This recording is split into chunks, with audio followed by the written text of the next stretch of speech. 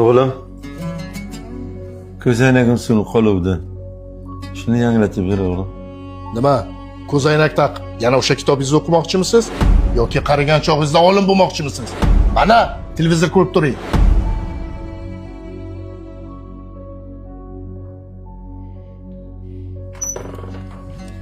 Adasi, uyda ovqat qilmadim. Restoranga olib borasiz deb tayyor bo'lib turuvdim. Ketdi unda. Adaslar nima qilamiz? Uyda o'tirib tururlar. Uyga qorovlam kerak-ku. O'g'lim, qornim ochib ketdi. 2 dona samsa olib kela olasanmi?